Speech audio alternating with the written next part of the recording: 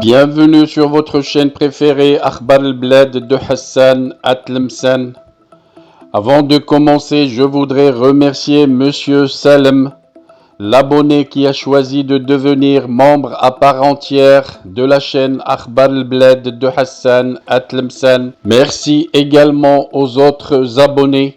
Si vous ne désirez pas devenir membre à part entière et participer au développement et à l'amélioration de la chaîne, vous pouvez continuer comme simple abonné, c'est gratuit. Vous aussi, vous pouvez souscrire à la chaîne et devenir membre à part entière de la chaîne Akhbar al-Bled de Hassan Atlemsen.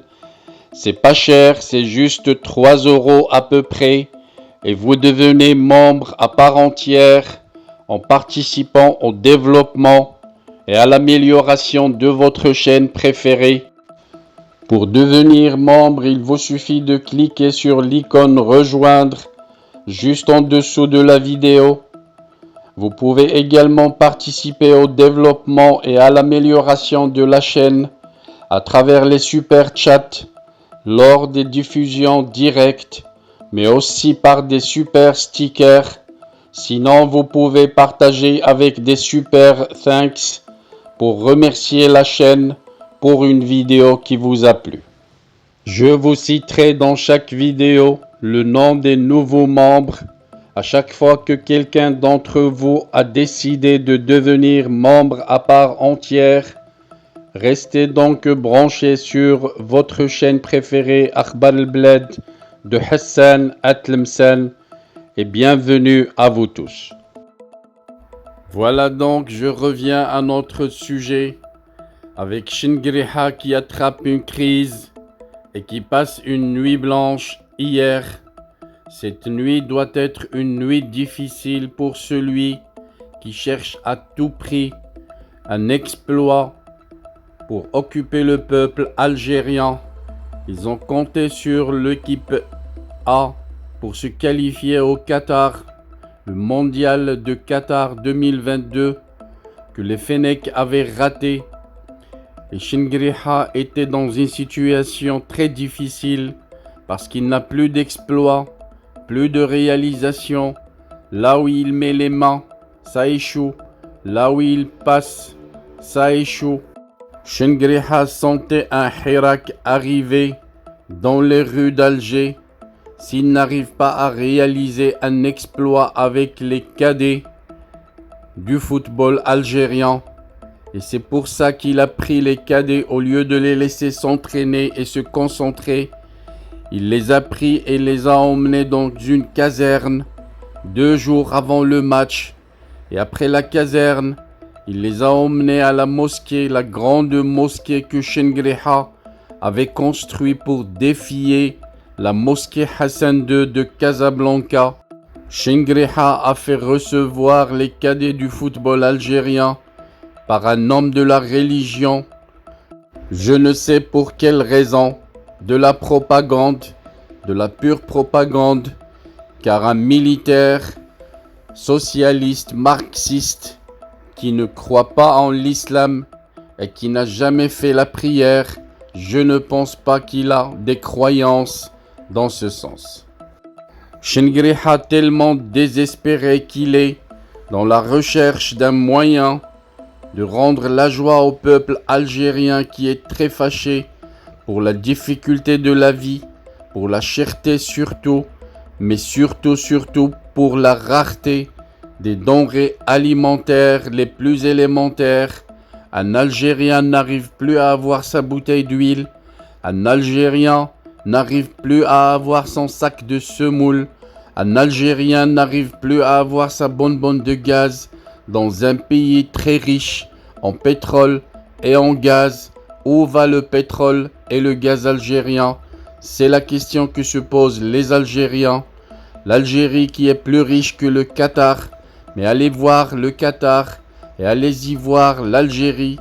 Les Algériens sont très pauvres, plus pauvres que des pays qui n'ont aucune richesse naturelle. Et au milieu de tout cela, Shingriha était prêt à tout faire pour que ces poussins du football algérien arrive à réaliser l'exploit, celui de se qualifier en Coupe du Monde des cadets U17 au Pérou. Mais ce qu'il n'a pas voulu comprendre, ou plutôt ce qu'il a essayé d'ignorer, c'était que l'équipe adverse était l'équipe du Maroc, dont le staff travaille depuis plusieurs années. La Fédération royale marocaine qui a fait un programme pour toutes les séries d'âge pour développer le football marocain, loin de la politique, loin des tractations, loin des registres de commerce que Chengreha et ses militaires dictateurs en Algérie manipulent avec excès. Vous avez vu hier l'équipe du Maroc, ils étaient très brillants, c'était de vrais footballeurs qui ont joué au foot sans arrière-pensée politique, pour la simple raison, c'est qu'ils représentent une nation de football, le Maroc, la 4e nation de football au monde, classée 4e durant la dernière Coupe du Monde. Hier, on a eu donc droit à une nouvelle série de l'histoire des conflits entre le Maroc et l'Algérie. Un conflit à balles réelles. Heureusement, c'était pas des balles militaires, mais des balles de football. C'était un match entre une nation qui se développe, une nation qui n'attend pas l'Algérie, une nation qui a tout fait pour convaincre ses voisins du Maghreb, pour développer le Maghreb dans le cadre de l'Union du Maghreb arabe. Mais c'était une nation qui ne pouvait pas attendre à ce que l'Algérie accepte de développer son pays. Et de l'autre côté, une Algérie maîtrisée par des militaires qui n'ont de souci que leur pérennité à la tête du régime, en appauvrissant l'État, en manipulant l'État et en faisant du football un moyen de propagande au service de l'armée. Bravo donc aux cadets marocains pour leur grand exploit. Ils sont allés ramener la qualification au cœur de l'Algérie. Et de quelle façon? 3-0 contre le pays organisateur et à Constantine. Bravo les cadets, bravo le Maroc. Et comme on dit en arabe, Hada Shibl min dhak al-Asad, ce lionceau est l'enfant de ce lion. Le lion de l'Atlas qui avait brillé en Coupe du Monde 2022 devant les grandes nations. Et voilà que les cadets, la relève, se qualifient au Pérou. Et on attendra à ce qu'ils réalisent aussi de grands exploits devant les grandes nations de football. Pauvre Algérie, pauvres Algériens, ils sont condamnés à rester sous la coupole des militaires.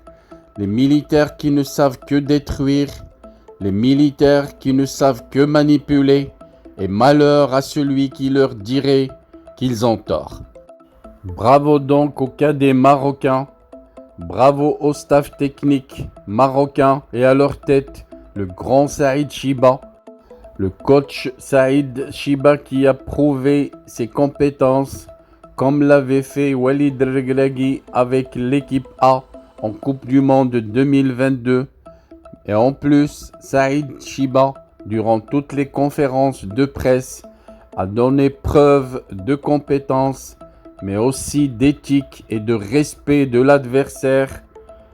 Bravo Saïd Chiba, il a donné aux Algériens une leçon de morale, une leçon de respect des peuples et une leçon de simplicité et de modestie.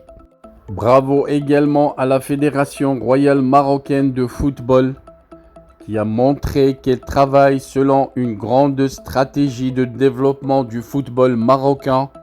Bravo à Monsieur Fawzi Lakja qui a tenu défi aux militaires algériens qui ont tout fait pour empêcher le Maroc de participer à cette Coupe d'Afrique qui qualifie à la Coupe du Monde.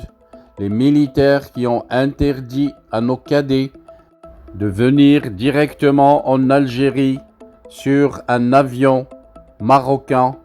Les Algériens les militaires surtout, qui interdisent aux footballeurs marocains d'utiliser les vols directs entre Rabat et Alger. Ils ont tenté de faire la même chose. Shengriha a tenté d'interdire l'avion marocain qui transporte l'équipe du Maroc de survoler le ciel algérien. Je ne sais pour quelle raison.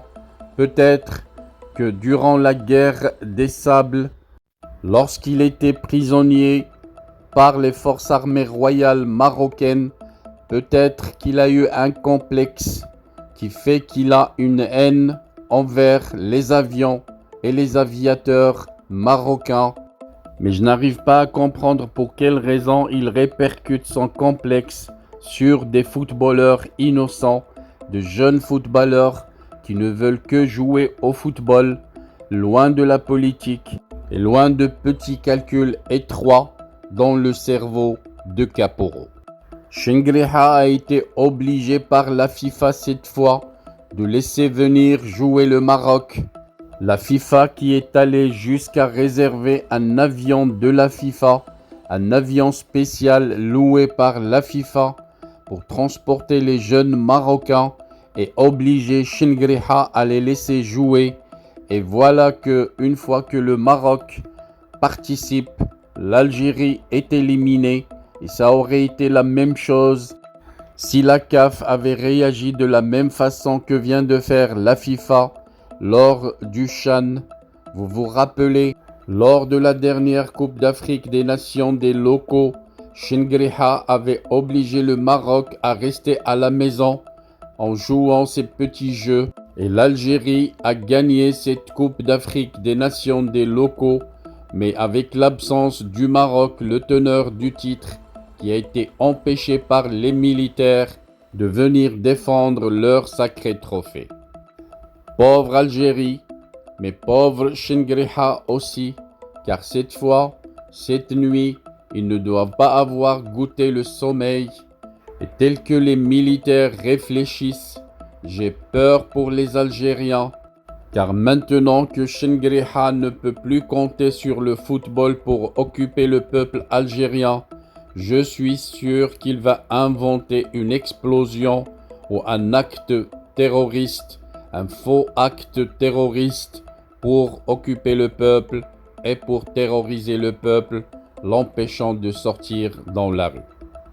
On y reviendra avec plus de détails. D'ici là, j'espère que les militaires dictateurs d'Algérie garderont la raison. Restez branchés sur votre chaîne Akhbar al-Bled de Hassan Atlemsen et merci pour votre attention.